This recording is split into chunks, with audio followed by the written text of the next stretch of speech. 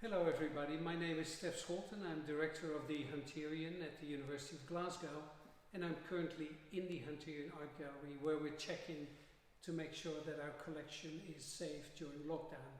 And when we were checking last week, I thought it would actually be great to share this experience with as many of you as possible during lockdown, because I'm sure there's many of you who miss the gallery as much as we do. So I thought, why don't I take you around and tell you a bit how this collection came about and how we keep on collecting to the present day. The story of the Hunterian, of course, has to start with this man, William Hunter, the founder of this collection. Upon his death in 1783, William Hunter left all of his collections and a bit of money to the university to create a first museum, the Hunterian. And who was William Hunter? He was a doctor, an anatomist, and he was the male midwife to the English Queen Charlotte, with whom he delivered 13 of her 14 children. Hunter was born in near Glasgow, and he trained here at the university for a little while, after which he went to train with the famous doctors of his time, before he moved to London, where he set up practice and made his fortune.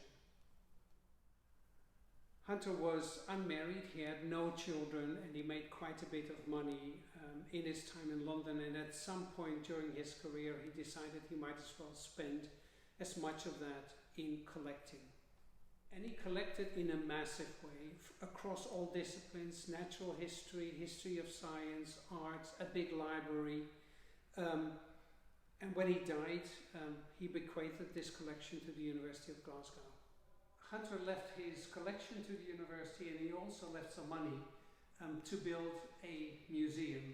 And that was remarkable because in Hunterstown there were actually very few museums in existence, and he knew exactly what he wanted. He wanted his collections to be used in the teaching of young students at the University of Glasgow. And in 1807 the university built its very first Hunterian Museum, and this is the model of it. So with that money, the university had architect Stark design a first museum building, and it's this building that you see here that was opened in 1807 on the High Street near the Old College of the University in downtown Glasgow. This building was only short-lived because it was demolished shortly after 1870, when the university moved to the west end of Glasgow to its new buildings on Gilmore Hill. And this new great Hunterian Museum in the building designed by Gilbert Scott is a feature of the university till today. And the Hunterian in 1807 was the first public museum in Scotland, and it was actually the first picture gallery in all of the UK. I'm talking to you in front of the painting of William Hunter made by his friend Allan Ramsay, the famous Scottish painter who also spent lots of time in London, and Hunter and himself were great friends.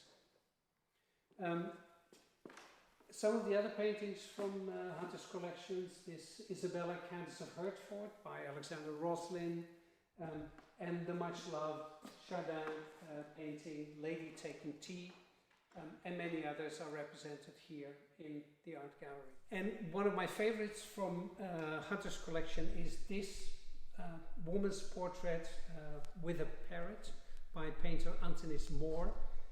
It's called Netherlandish, it's Netherlandish style, it's late 16th century, and its pendant is actually in the Mauritshuis in The Hague. Ever since Hunter, the Hunterian has been building its collections. And interestingly enough, the university and Hunterian are not allowed to spend any of its core funding on acquisitions, so we rely heavily on the generosity of friends and funders. So I'll take you through a few of the acquisitions, important acquisitions that have been made in the history of the Hunterian. So one of the most important acquisitions that was ever made for the Hunterian was a collection of the American painter James McNeill Whistler. And you see three of his full-length portraits behind me. He collection of whistlers were donated by his sister-in-law, Rosalind Burney Phillip, who between 1935 and 1958 donated all of the artworks that she had inherited from her brother-in-law when he died. The Whistler collection is very large. It comprises of more than 80 oil paintings, almost 3,000 prints and drawings, artist materials, and his archive that is in the special collections of the University Library. This collection is a great resource for research and teaching, and it's widely used by art history.